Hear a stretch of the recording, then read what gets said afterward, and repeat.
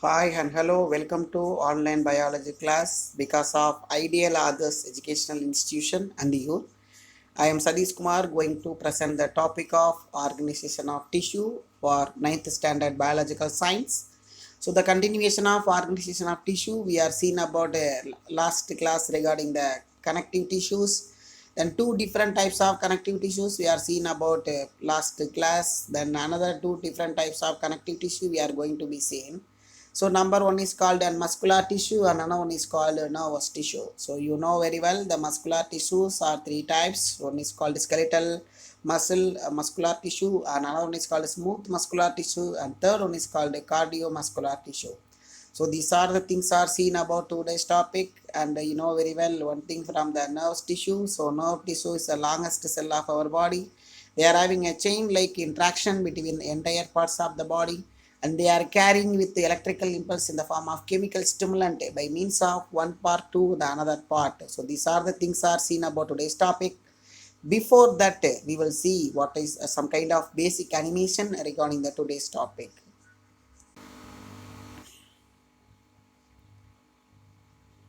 So we will see that this is a skeletal muscles. So the skeletal that means a bone and the entire skeletal system. A muscle which is connected with the skeletal system. So it is called a skeletal muscle, which is covered with all the types of bone and they are having the interaction with the contraction and relaxation. They are having the skeletal muscle with the muscular bundle. That is a group of muscle. From that muscular bundle itself, they are having a the cell is called an muscle fiber. A muscle fiber is a single cell. And second one, we will see that this is the smooth muscles, which is located from our intestine, stomach, and all the parts of the different the smooth place. They are having a smooth muscle. It is a uninucleated and which is located on the center nucleus. These are the special character which is available on the smooth muscle. And we know that another type of muscle is called cardiac muscle. The cardiac muscle which have that only the one kind of special organ, that is a heart. The heart which is made up of with the cardiac muscle or cardiac cell, and the entire heart is covered with this cardiac cell and they are carried with the pumping and transporting of blood from one part to another part and done some kind of oxidative mechanism and carrying with the oxygenated and deoxygenated blood, done oxidation. So all these things are done by means of this cardiac muscle. So let us enter into the topic and we will see first one regarding this muscular tissue. So now we are seeing regarding this muscular tissue.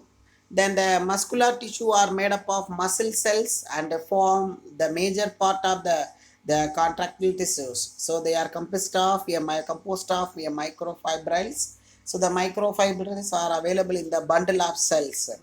And the each muscle is made up of many long cylindrical fibers arranged parallel on one to other. So we will see that animation and according to the structure, location and function. So based on the location, structure and function, three different types of muscles are available. Number one, skeletal muscle. So skeletal muscle is otherwise called an striated muscle, and smooth muscle, that is called non-striated muscle, and cardiac muscle.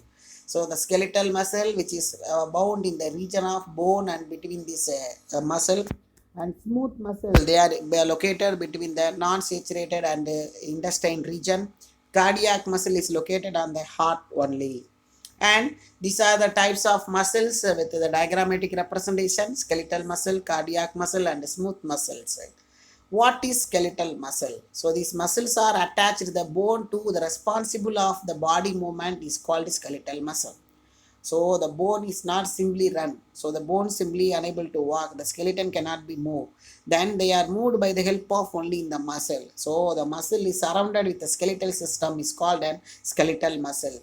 They are work under our control and also known as a voluntary muscle. Without our action, it cannot be moved. Simply we are sitting. Our brain will be give the command stand, then only we are standing. Our brain again will give the command walk, then only we are walking. Otherwise we are sit there, go there, come there, unable, that nothing will be happen. There is no process begin in our body. So it is called a voluntary muscles. So this is the diagrammatic representation, various parts of our bone which is covered with the various types of muscles. and the muscle fibers are elongated, cylindrical, unbranched, and altering a dark and light bands, giving them to the stripped and striated appearance. They are always in the form of strip. Then only we are standing and sitting, walking, running, all the process done by means of this muscle. And they are possesses many nuclei, that is called multinucleated. They are occur in the biceps and triceps arms, that is undergo for rapid contraction, that is called a opening and closing, folding and unfolding mechanism, which is done by means of biceps and triceps, which is done in our arms at the time of contraction and relaxation of our muscle, and the arms are enlarged. And next one we will see about the smooth muscles. These muscles are spindle shaped and bordered middle part and tapering cells. They are a single centrally located nuclei, that is called uninucleated. We are already seen that what is uninucleated from this animation. And these fibrils do not bear any strips and striation, hence they are called non-striated muscles. There is no stiff, it is always in the form of loose and flexible in nature. And this is the diagrammatic representation of that smooth muscle. Then they are not under control of control our will, and also called involuntary muscles. The walls of the internal organ, such as the blood vessel, gastric gland, intestinal villi, urinary bladder, contain this type of smooth muscle. You know very well the blood vessels. Then without our control, it is continuously carrying the blood. Gastric gland, they are secreting a gas. Intestinal villi, they are absorbing all the nutrient from the they are absorbing all the nutrients from the blood. And urinary bladder, they are collecting the urine. So all the process which is done without our control, so this is called a involuntary muscles. Then last one we are seeing about a cardiac muscle. This is the special contractile tissue present in the heart. The muscle fibers are cylindrical, branched, and uninucleated. Then this is the diagrammatic representation of cardiac muscle. The branches joined from the network is called intercollector disc, which are unique distorting features of the cardiac muscle. So they are interconnected. So they are in the form of network-like structure. The contraction of cardiac muscle is involuntary and rhythmic. So it is involuntary process. We are unable to control the heartbeat. So without our conscious, we are talking, we are running, we are walking, we are studying, we are sleeping, all the process, the heartbeat takes place. So it is called involuntary. Rhythmic, at the time of closing and opening of our heart, they are creating the sound, lup tap. So that is a rhythmic music. So everything takes place on the cardiac muscle. Then, so we will see about nervous tissue. The nervous tissue comprises of nerve cells or neuron. So you know very well, the nerve cells are neuron. They are in the form of nervous tissue. They are the longest cell of the body. So the nerve cells are the longest cell, and neurons are the structural and functional unit of nervous system. We will see what is nerve cell and what are the types of nerve cells are available: unipolar neuron, bipolar neuron, and multipolar neurons. So all these things are seen in your 10th standard syllabus, but we have heard some kind of basic things regarding the nervous system, nerve cell or nervous tissue from this lesson. So the nervous tissue is the structural and functional unit of nervous tissue. Then the neurons are the structural and functional unit of nervous tissue. We know very well the cell is the structural and functional unit of living organism. Likewise, the neurons are the structural and functional unit of the nervous system. Then this is the structure of the neuron.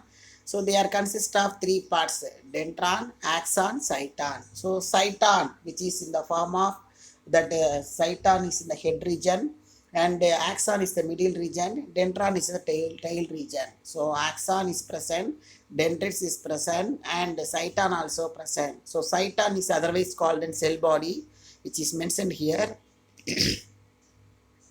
And the middle segmented region is called axon, and the branch like structure is called dendron. So all these things are seen from this typical neuron. These things are seen about 10th standard syllabus. And elongated slender process of neurons are the nerve fibers. The neuron is consist of cell body. Cell body is otherwise called on cyton, with the nucleus and cytoplasm. You know very well it is a cell. So all the cell they are embedded with the nucleus and cytoplasm. So it also consists of nucleus and cytoplasm. The dendrons are short and highly is a branched protoplasmic process of cyton. So they are carrying the symbols in the form of chemical substance by means of a protoplasmic process to the cyton to axon, axon to dendron. Again, the dendron is transmitting the signal with another axon, another cyton from it is a continuous process. Then axon is a single long fiber-like process that developed from the cyton and end up with fine terminal branches. So they are end with the fine terminal branches. They are called dendrons or terminal branches, axon terminals. And the age of the body cell, we will know various types of body cells are available, and each and every type of body cells they are having some kind of replication or renew themselves or dividing themselves. These are the things that takes place from our body cell. The age of our body cells: islands, nerve cell, cerebral cortex, and most muscle cells last the lifetime once dead or not replaced. We see that islands, the diagram is given. Once it was damaged or dead, again it cannot be rectified. Up to our death, it cannot be rectified. And epithelial cells lining and gets lost only the 5 days. So we are new on that epithelial cell. We are fall down, we are having a scratch or any kind of mark in our hand or leg. Then after 4 to 5 days, it will be slowly the wound is rectified. Then below the region of the wound, we will see that new tissue is formed. That is called a epithelial tissue. And the duration of replacement, then how long and then how many days after the new cell is replaced. The skin cell, you know very well, which is available in our outermost layer. About every 2 weeks, only the replacement of new skin it will be takes place. And the next one, the bone cells are replaced about every 10 years. Only the bone cells are replaced. And third one, the liver cells are replaced about 300 to 500 days. The new liver cells are formed. It will be take around 1.5 years. So 300 to 500 days. And the RBC is takes place with replaced with 120 days one. So within 3 months or 4 months, the new RBC it will be takes place from our body cell.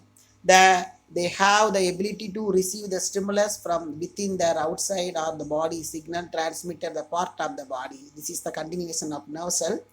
Then the signal are transmitted from one place to another place by means of nerve cell. We are walking in the roadside, any kind of that iron piece or a stone which is penetrate our feet, what we have to do, suddenly we are raising our feet and the hand it is pull out that such kind of the object. All the signals are transmitted by means of with only the nerve cell. And the nerve cells do not undergo for cell division. It cannot be done a cell division. Then absence of centrioles. Why the nerve cell cannot done the cell division? One more question or creative question, you have to answer it. The absence of centrioles, they are unable to done in the cell division, but they are developed from the glial cells. You know that they are developed from the glial cell, so it is called neuroglial cell by the process of neurogenesis. What is the process of new development is called a neurogenesis. One more question, and up to that we will see about various types of connective tissues. And next class itself we are seeing about the cell division. You know very well from your lower class itself we are studied about the cell, and the one cell is divided into two cells, how the process is going on, and three different types of cell divisions are available. These are the things are seen about next class. Thank you very much. I'm Sadish Kumar from Biological Science Department.